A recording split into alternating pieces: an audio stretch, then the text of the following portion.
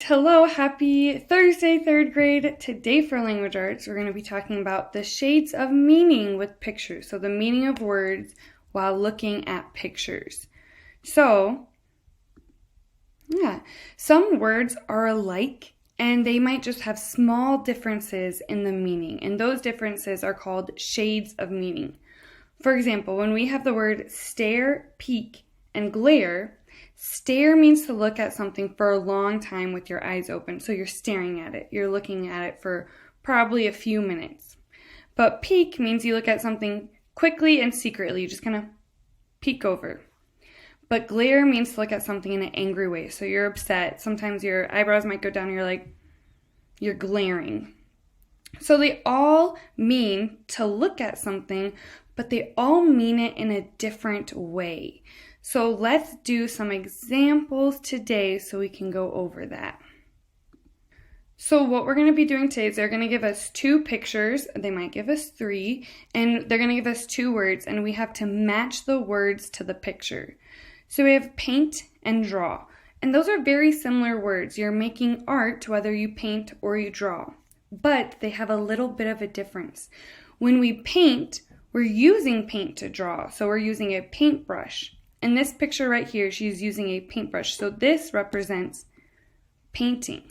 And when you draw, you can use a pencil, colored pencil, or markers. So this would be drawing because she's using a colored pencil to draw a picture.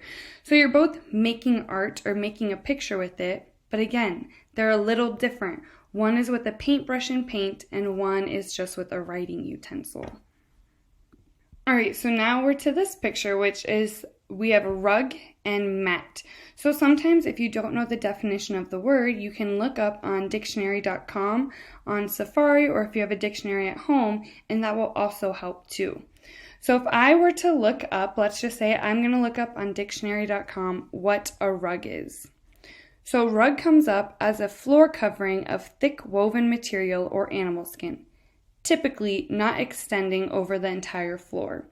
So it's something that goes on the ground. Now when I look up mat, it says a piece of coarse material, so rough material, placed on a floor for people to wipe their feet on. So let's look at our pictures. This one looks decorative and it looks like it's inside. And this one, it looks more of like coarse material, rough material, and it's right outside the door. So if I remember, mat is something that you wipe your feet on.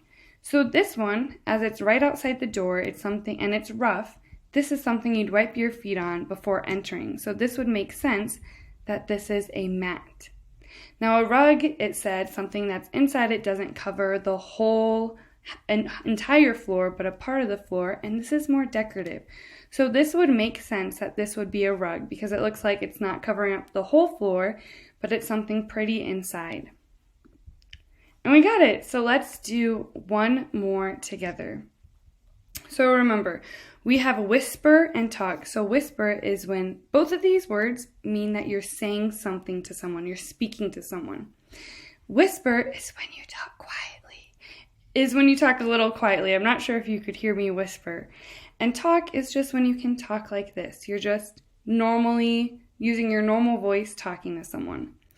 So right here, it looks like she's getting very close to the ear and covering her hand, so she might be whispering because she's talking quieter. That's why she has to be closer to this person. So whisper would match this picture.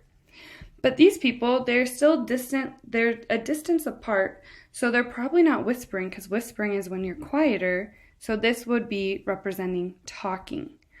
So remember, we're working with the pictures, and if you don't know, remember, always look the word up on the dictionary, and that will help. So then you can put the definition and match that to the picture as well. Take your time and have fun, and I will see you tomorrow. Tomorrow's Friday. Bye, third grade.